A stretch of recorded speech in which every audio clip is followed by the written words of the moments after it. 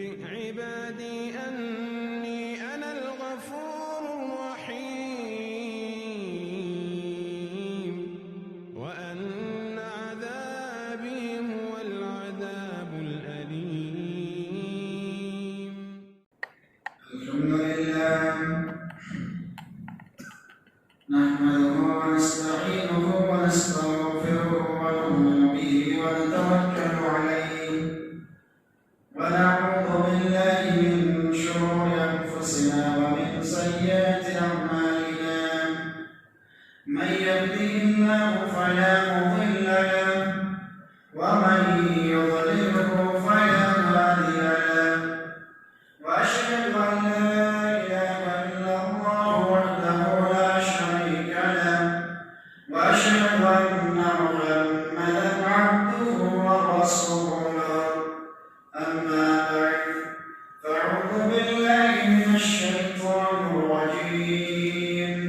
بسم الله الرحمن الرحيم يا أيها الذين آمنوا اتقوا الله حق تقاته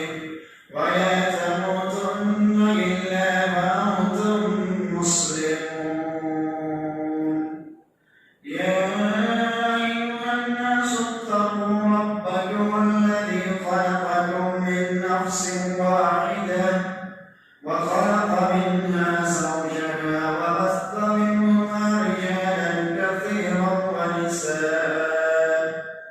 واتقوا الله الذي تساءلون به والأرحام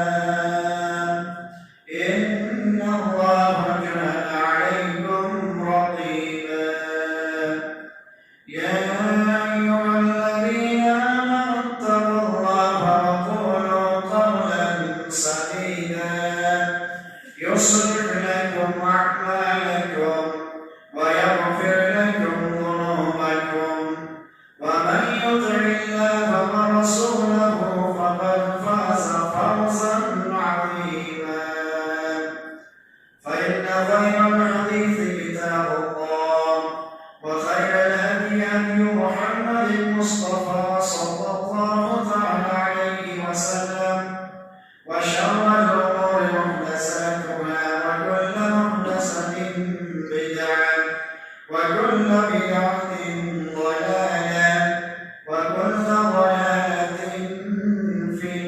النار فأعوذ بالله من الشيطان الرجيم بسم الله الرحمن الرحيم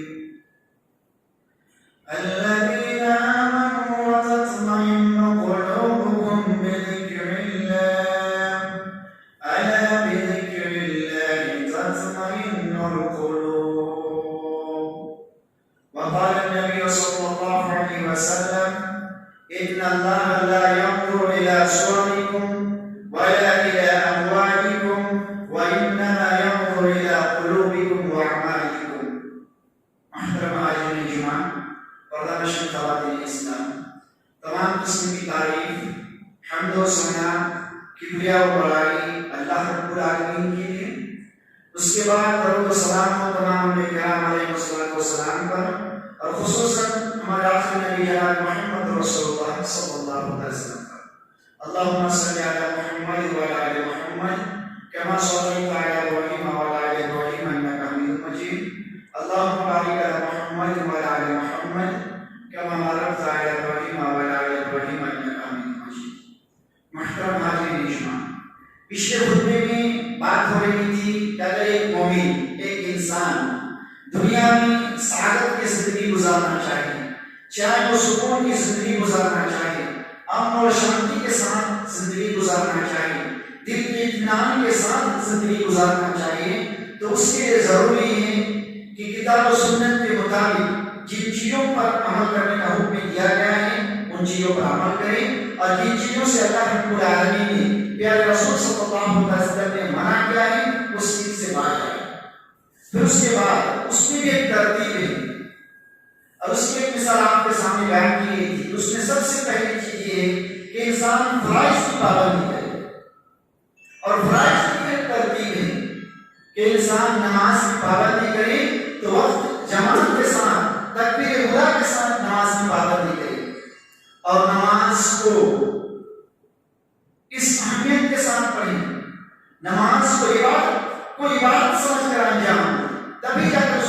مل سکتا ہے. اور اسی معنی کی پیارے رسول صلی اللہ علیہ وسلم کی حدیث ہے ارحنا یا بلال. یا اسی طرح سے دوسری حدیث قرۃ عینی فی الصلاۃ. اگر ہمیں نماز میں سکون نہیں ملتا ہے, نماز میں کھڑے ہونے کے بعد اکتاہٹ آتی ہے, اگر کہیں بائی چانس نماز لمبی ہوتی ہے اور بنا کسی ضرورت آپ کو ایک بوریت محسوس ہوتی ہے, تو آپ کو سمجھنا چاہیے کہ آپ کی عبادت وہ روحانیت سے خالی ہے, جس وجہ سے ہمیں اور آپ کو اس کے بعد میں سکون نہیں ملتا ہے. اگر ہم مسجد سے عصر جمعہ کی نماز پڑھ کر جاتے ہیں اور اس کے بعد پھر عصر کی اذان ہوتی ہے, اور اگر ہمیں وہ بوجھ محسوس ہوتا ہے کہ شاید عصر کی اذان بہت جلدی ہو گئی, ابھی تو آئی پھر ابھی جانا پڑتا ہے, اگر اس طرح کی بوریت محسوس ہوتی ہے تو ہمیں اور آپ کو اپنے ایمان کا اور اپنی عبادت کا جائزہ لینا ہے. اس لیے کہ مومن کی صفت تو یہ ہے کہ ایک نماز پڑھ کر مسجد سے جاتا ہے, اس کو دوسری نماز کا انتظار رہتا ہے. آئیے اسی سلسلے کی دوسری کڑی ہے کہ اگر انسان امن و سکون, چاہے وہ شانتی کے ساتھ زندگی گزارنا چاہے, اپنی زندگی میں سعادت لانا چاہے, تو اس کے لیے دوسرا کہ نماز کے بعد المحافظۃ علی تلاوت القرآن, وہ قرآن کریم کی پابندی کے ساتھ تلاوت کرے. قرآن کریم کی تلاوت زندگی میں سکون لانے کے لیے, زندگی میں اطمینان لانے کے لیے بہت بڑا ذریعہ اور سبب ہے. ہمیں اور آپ کو معلوم ہونا چاہیے کہ امت محمدیہ میں رسول اکرم صلی اللہ علیہ وسلم کی زندگی, رسول اللہ صلی اللہ علیہ وسلم کے بعد سب سے افضل شخصیت اور سب سے افضل انسان ابوبکر صدیق رضی اللہ عنہ. اس میں کوئی شک نہیں, امت کا اس بات پر بالکل اتفاق ہے. لیکن آپ کو یاد رکھنا چاہیے کہ عمر رضی اللہ عنہ وہ شخصیت تھی کہ انہوں نے جب بھی کئی مرتبہ ایسا ہوا کہ انہوں نے پیارے رسول صلی اللہ علیہ وسلم کو جو مشورہ دیا ہوگا اسی بات کا اللہ رب العالمین نے قرآن مجید میں آیتیں اتاری. آخر کیا وجہ ہے کہ عمر رضی اللہ عنہ جب بھی اللہ کے رسول صلی اللہ علیہ وسلم بہت سارے مسائل میں ایسا ہوا کہ جب اللہ کے رسول صلی اللہ علیہ وسلم کو سلسلے مشورہ دیتے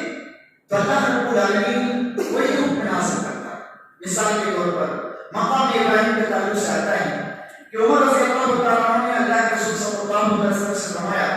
کہ لو اتخذت من مقام ابراہیم مصلی, کیا بہتر ہوتا ہے کہ ہم مقام ابراہیم کو نماز کا مصلی بنا پہ نماز پڑھتے. اللہ رب العالمین نے یہ آیت نازل کر دی واتخذوا من مقام ابراہیم مصلی. وہاں پہ 2 رکعت نماز سنت پڑھنا یہ سنت بنا دیا گیا امت محمدیہ. اسی طرح عمر رضی اللہ عنہ نے اللہ کے رسول صلی اللہ علیہ وسلم سے گزارش کی کہ اللہ کے رسول امت المؤمنین کے پاس ہر قسم کے لوگ آتے ہیں, فاسق بھی ہوتے ہیں, فاجر بھی ہوتے ہیں, نیک بھی ہوتے ہیں, کیوں نہ ایسا ہو کہ آپ امت المؤمنین کو پردہ کا حکم دیں. اللہ رب العالمین آیت حجاب نازل فرما دیا کہ وَإِذَا سَأَلْتُمُوهُنَّ مَتَاعًا فَاسْأَلُوهُنَّ مِنْ وَرَاءِ حِجَابٍ. یہ عمر رضی اللہ عنہ کی مشورے کے بعد آیت نازل ہو جاتی ہے. کیا ہم نے کبھی کبھی ہم نے فکر کی کہ آخر کیا وجہ ہے کہ عمر رضی اللہ عنہ جو سوچ رہی اللہ کے رسول صلی اللہ علیہ وسلم جو مشورہ دے گی اسی کے مطابق اللہ رب العالمین نازل کر دیتا ہے. اسی راز کو, اسی سبب کو بیان کرتے ہوئے عبداللہ بن عمر رضی اللہ عنہ کہتے ہیں حضرت عمر رضی اللہ عنہ کی عادت مبارکہ یہ تھی کہ جب بھی اذا کان داخل البیت, عمر رضی اللہ عنہ جب بھی گھر میں داخل ہوتی نشر المصحف, قرآن مجید کو کھولتی فقرأ فیہ, اور اس میں سے کچھ پڑھتی. یہ عمر رضی اللہ عنہ کا معمول تھا کہ جب بھی آپ گھر میں داخل ہوتے مصحف کو کھولتے اور اس میں سے کچھ پڑھتے, اس کے بعد پھر دوسرا کام. یہ عمر رضی اللہ عنہ کا معمول تھا. اور اس معمول نے یہاں تک یہ کر دیا کہ سوچنے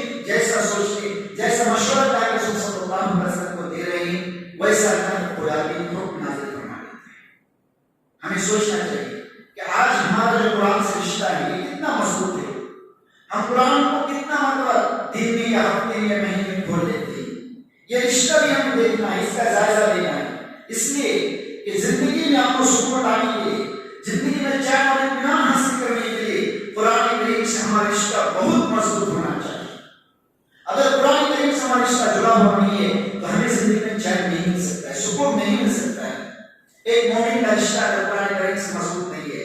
ایک مومن کا رشتہ اگر قرآن کریم سے جڑا ہوا نہیں ہے تو وہ مومن کبھی چین اور سکون کی زندگی نہیں گزار سکتا ہے۔ ہماری عادت یہ ہونی چاہیے۔ اللہ کے رسول صلی اللہ علیہ وسلم کی ایک عادت مبارکہ بیان کرتے ہوئے عبداللہ بن عمر رضی اللہ عنہ کہتے ہیں کہ اللہ کے رسول صلی اللہ علیہ وسلم جب بھی بستر میں جاتے کان لا ینام الا والسواک عند راسه۔ اللہ کے رسول صلی اللہ علیہ وسلم جب بستر میں جاتے تو آپ کا معمول یہ تھا کہ آپ اس دانے پر مسواک رکھی ہوئی ہوتی۔ آج ہمیں ظاہرہ دینا ہے کہ جب ہم بستر پہ آتے ہیں تو ہمارے ہاتھ میں ہم کس چیز میں مشغول ہوتے ہیں؟ ہمارے اور آپ کے ہاتھ میں موبائل کا ہونا کوئی بڑی بات نہیں ہے، لیکن موبائل میں ہم کیا استعمال کر رہے ہیں ہمیں سوچنا ہے کہ آخری ایام میں سونے کے بعد بستر پہ آ جانے کے بعد ہم موبائل پہ کیا استعمال کریں، موبائل پہ کیا کھول کر دیکھ رہے ہیں، یہ ہمیں سوچنا ہے۔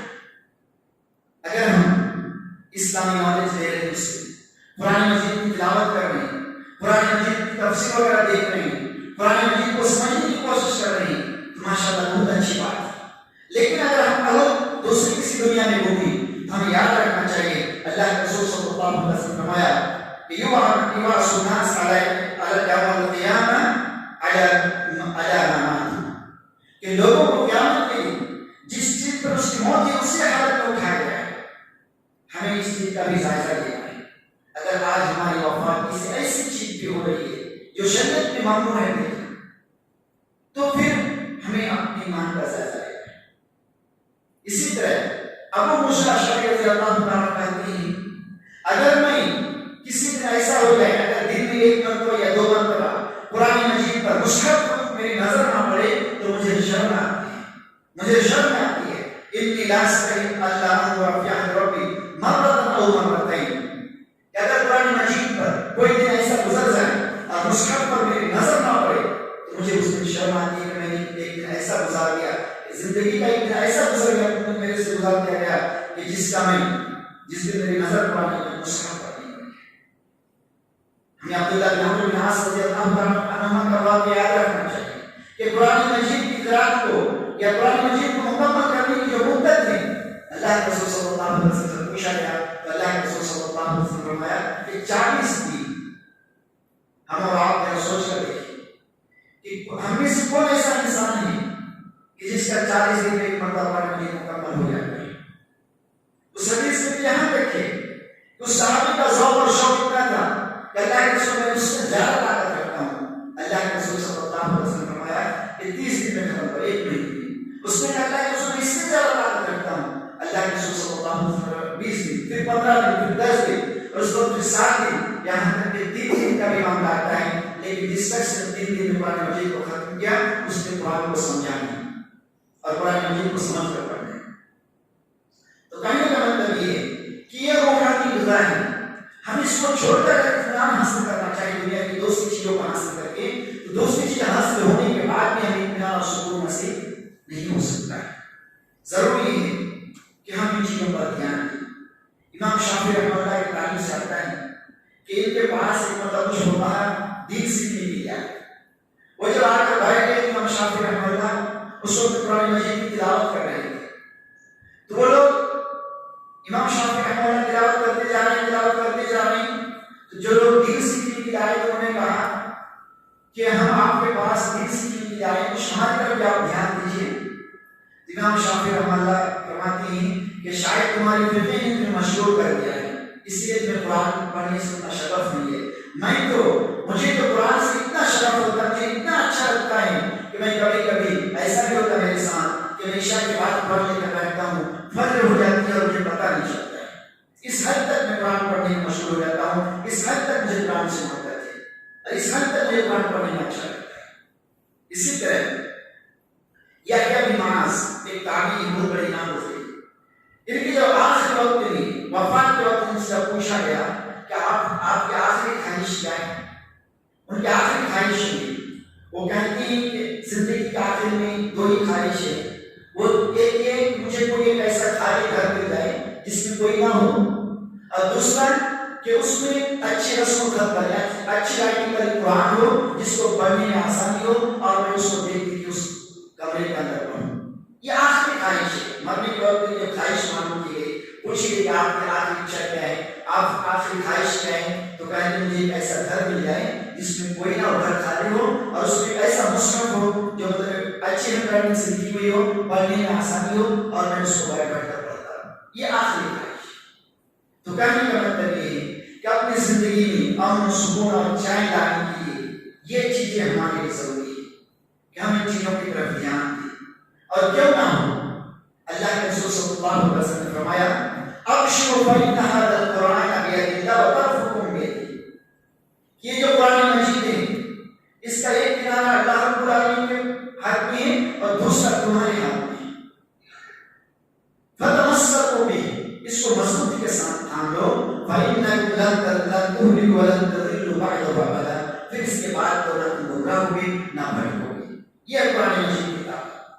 یہ ہے قرآن مجید کو پکڑنے کا فائدہ. اور اسی طرح ایک حدیث میں اللہ کے رسول صلی اللہ علیہ وسلم نے صحابہ کرام کے مجلس میں فرمایا کیا میں تمہیں ایک ایسی چیز کی طرف رہنمائی نہ کر دوں جو تمہارے لیے ایک سرخ نوٹ سے بہتر ہو. اللہ کے رسول صلی اللہ علیہ وسلم نے اس حدیث کو مکمل یہ کر کیا میں تمہیں ایک ایسی جگہ کا نام نہ بتا دوں وادی بطحا یا وادی عقیق میں کوئی انسان جائے اور پھر وہاں سے 2 یا 3 اس طرح سے مٹھی پکڑ کر لے کر آئے اور نہ وہ کسی سے غصب کیا ہوا ہو اور نہ کسی کا مال ہو. صحابہ کرام رضوان اللہ علیہم نے فرمایا کیوں نہیں اللہ کے رسول؟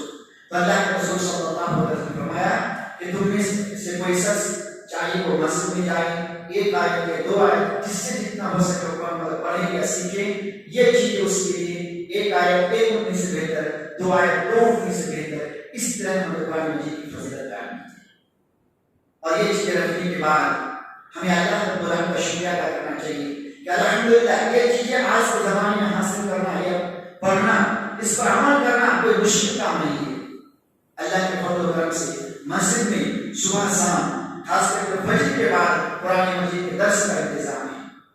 جب آپ نماز فجر کے لیے آئیں تو سب سے پہلا فائدہ آپ کو یہ ہوگا کہ آپ اللہ رب العالمین کے حفظ و امان میں آ جائیں. اللہ کے رسول صلی اللہ علیہ وسلم نے فرمایا من صلی الصبح فهو في خدمة الله، جس نے صبح کی نماز پڑھ لی نماز کے ساتھ وہ انسان اللہ رب العالمین کے ذمہ ہوتا ہے. اگر اس انسان کو کوئی نقصان پہنچاتا ہے تو اس کو سوچنا چاہیے کہ میں ایک ایسے انسان کو نقصان پہنچا رہا ہوں یا نقصان پہنچانے جا رہا ہوں جو انسان اللہ رب العالمین کے ذمہ ہے، اللہ رب العالمین کے حفظ و امان میں ہے. پھر جب آپ فجر کی نماز پڑھ کر بس پڑھنے کے لیے آئیں گے اور یہاں پہ جب درس کا انتظام ہے، جن مسجد میں درس کا انتظام ہے، وہاں ایک فائدہ آپ کو یہ ہوگا کہ جب آپ 2 یا 3 یا 4 آیتوں کی تفسیر سن لیتے ہیں تو ساتھ ہی ساتھ اس کا ثواب ملتا ہے. اور اس حدیث پر بھی عمل ہو جائے گا کہ اگر 1 آیت کا تلاوت سنتے ہیں، 1 آیت کا درس سنتے ہیں تو یہ سن کو سے آپ کے لیے بہتر ہو جاتا ہے. تو ضرورت اس بات کی ہے کہ اللہ رب العالمین کے فضل و کرم سے سارے انتظامات مسا سکتے ہیں.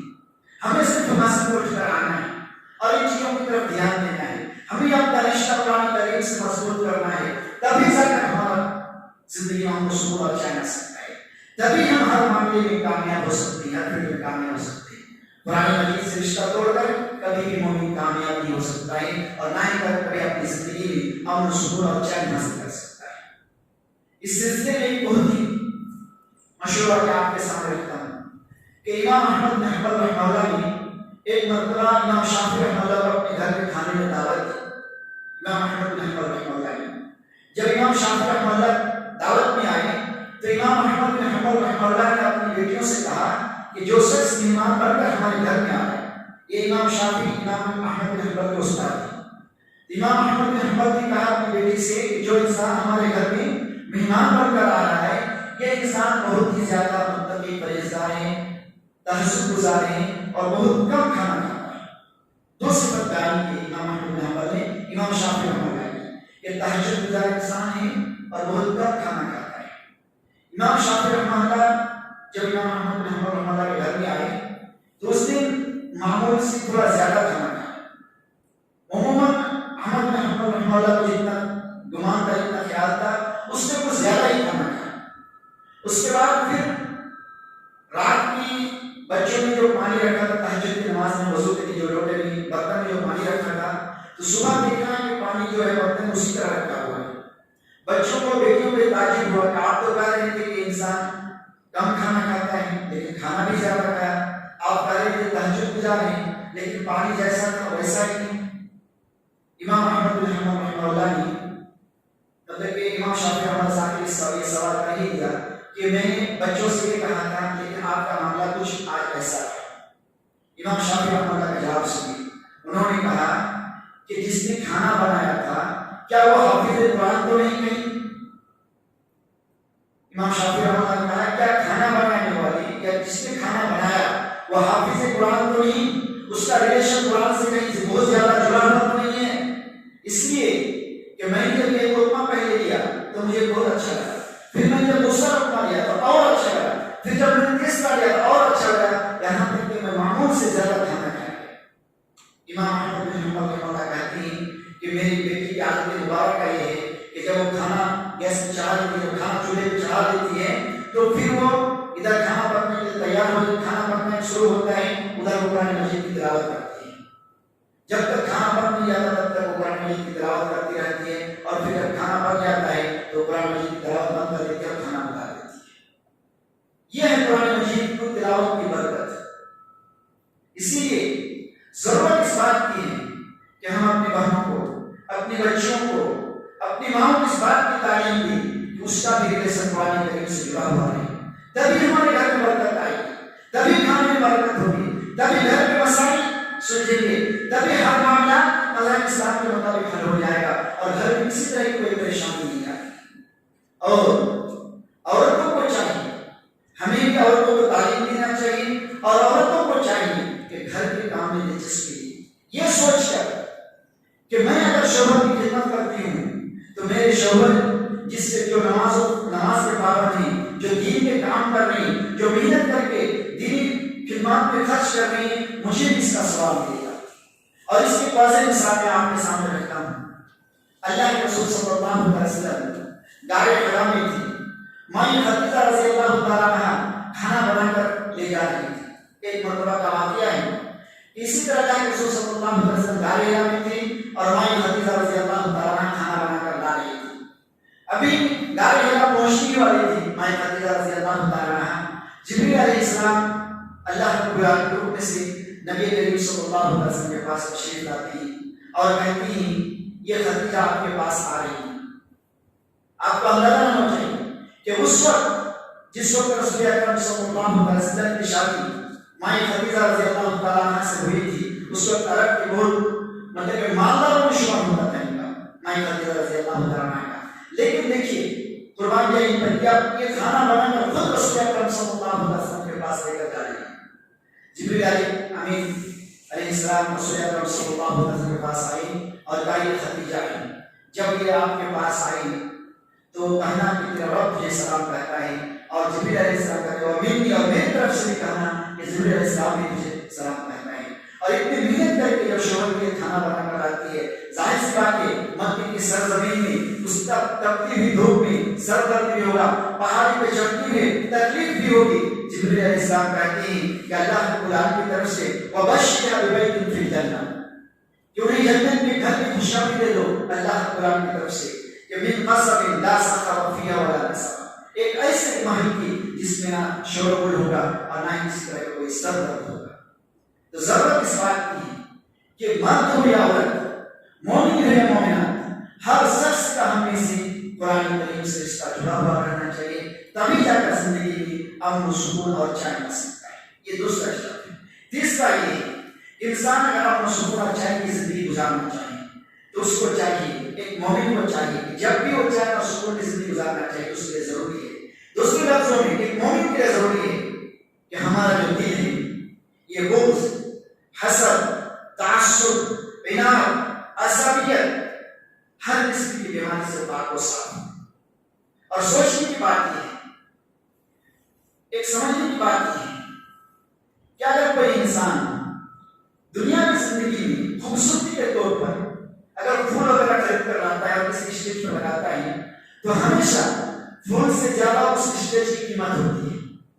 دوسرے لفظوں میں آپ کتنا بھی خوبصورت پھول خرید کر لائیں بازار سے اور ایسی جگہ لگا دیں جہاں پہ گندگی ہے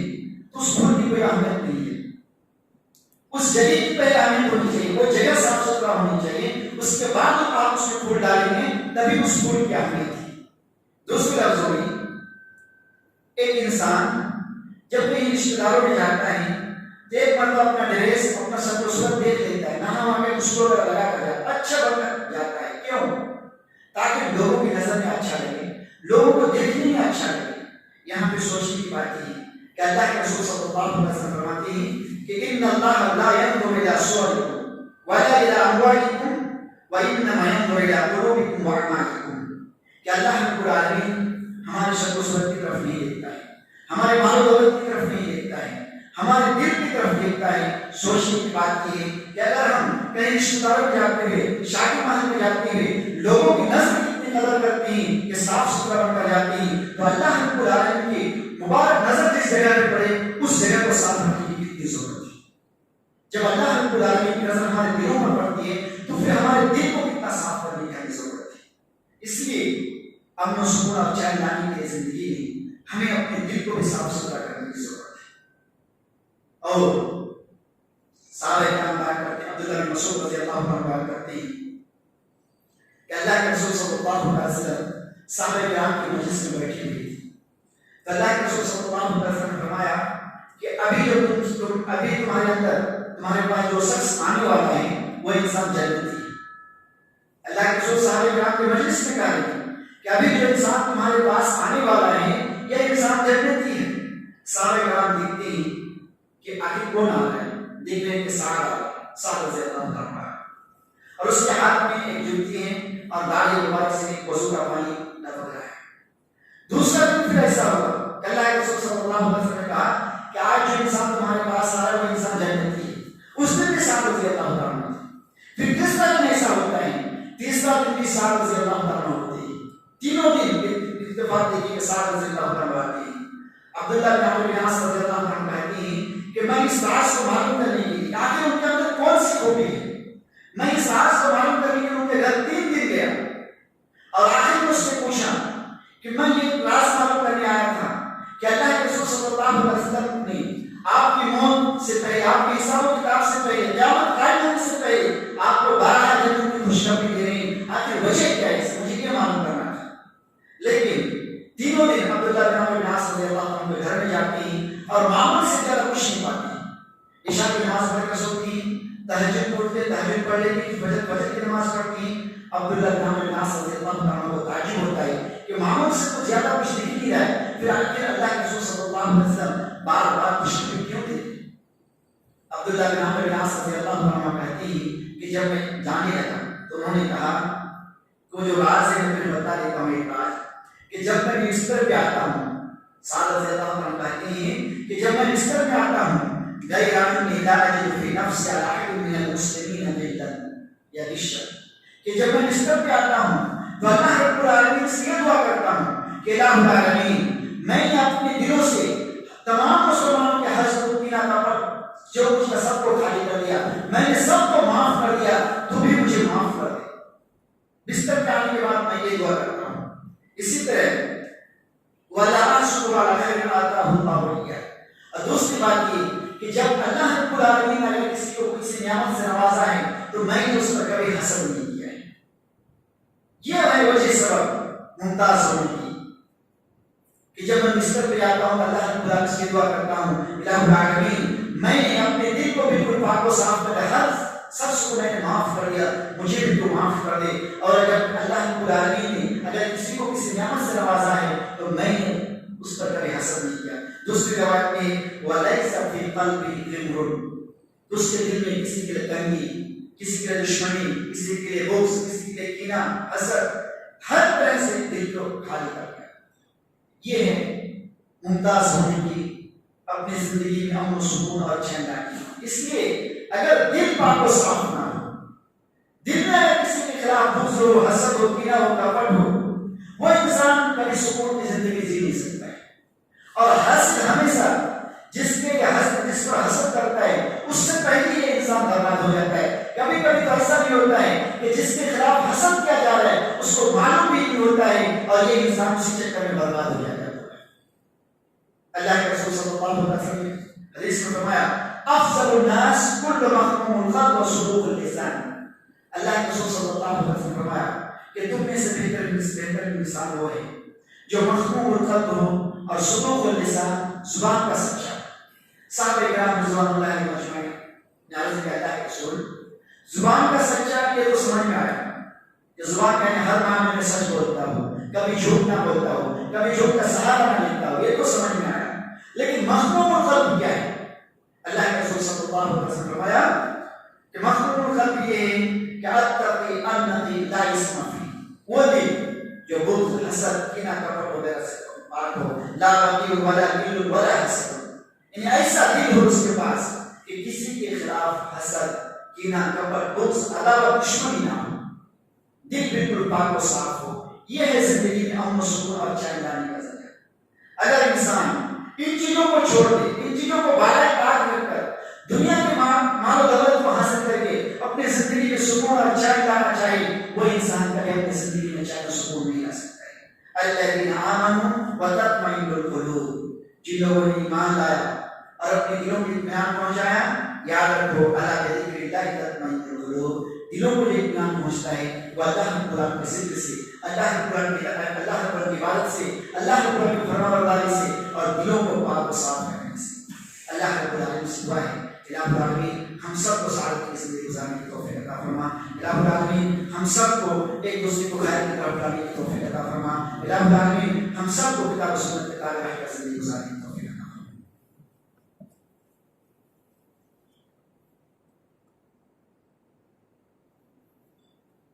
الحمد لله كفى والسلام على عباده الذين اصطفى، أما بعد أعوذ بالله من الشيطان الرجيم، بسم الله الرحمن الرحيم، الذين آمنوا وتطمئن قلوبهم بذكر الله، ألا بذكر الله تطمئن القلوب۔ محترم سامعین، یہ جو باتیں آپ کے سامنے لائی جا رہی ہیں، یقیناً ہم میں سے ہر شخص چاہتا ہے کہ وہ چین و سکون کی زندگی گزارے، اور انسان ایک مومن اگر چین و سکون کا جو فارمولہ ہے، چین و سکون کے ساتھ اپنی زندگی میں اطمینان لانے کا جو طریقہ شریعت نے بیان کیا ہے، اگر اس سے ہٹ کر ہم چین و سکون لانا چاہتے ہیں تو ہماری زندگی میں کبھی بھی چین و سکون نہیں آ سکتی۔ اس کے لیے ضروری ہے کہ ہم خود بھی نماز کے پابند ہوں، اپنے اہل و عیال کو بھی نماز کے پابند بنائیں، اپنے ملنے جلنے والوں کو بھی نماز کی تعلیم کریں، خود بھی باجماعت آ کر مسجد میں نماز پڑھیں، اور اپنے ملنے جلنے والوں کو بھی مسجد میں لانے کی فکر کریں، ان کو بھی مسجد میں آنے کی دعوت دی، خود بھی نماز کے لیے آئیں اور گھر والوں کو بھی نماز کے لیے جگائیں۔ یہ صرف آخرت کے لیے نہیں، دنیا میں بھی سکون اور حاصل کرنے کے لیے، ایک ساتھ مل جل کر رہنے کے لیے، اگر ہم اور آپ چاہتے ہیں کہ گھر میں کسی طرح کا کوئی فرقیہ نہ ہو، جھگڑا نہ ہو، گھر میں سب مل جل کر رہے، تو یہ اول درجہ ہے کہ پہلے ہم اس چیز کی طرف دھیان دیں کہ ہم میں سے ہر شخص اللہ رب العالمین کی فرمانبرداری کر رہا ہے یا نہیں کر رہا ہے۔ اگر گھر میں کوئی افراد ایسا ہے جو اللہ کی فرمانبرداری نہیں کر رہا ہے تو پھر وہ آپ کی بات کہاں سے سن سکتا ہے؟ اگر گھر میں کوئی انسان ایسا ہے جس کو قرآن مجید سے کوئی رشتہ نہیں ہے تو اس کا رشتہ قرآن مجید سے جوڑنے کی کوشش کرے۔ ہم میں سے ہر شخص یہ کوشش کرے کہ ہر دن صبح یا دن میں کوئی دن ایسا نہ گزرے انہوں نے قرآن مجید کی دعا تلاوت نہ کی۔ اور میں نے جیسا کہ کہا کہ الحمدللہ مساجد میں انتظام ہے، آپ آئیے نماز فجر میں جماعت کے ساتھ نماز پڑھیے۔ بہت سارے فوائد میں سے دو فائدہ میں نے آپ کے سامنے گنایا کہ آپ دن بھر اللہ رب العالمین کے حفظ و امان میں ہوں گے، اور دوسرا یہ ہوگا کہ آپ کی زندگی کا آغاز تلاوت قرآن مجید سے شروع ہوگی۔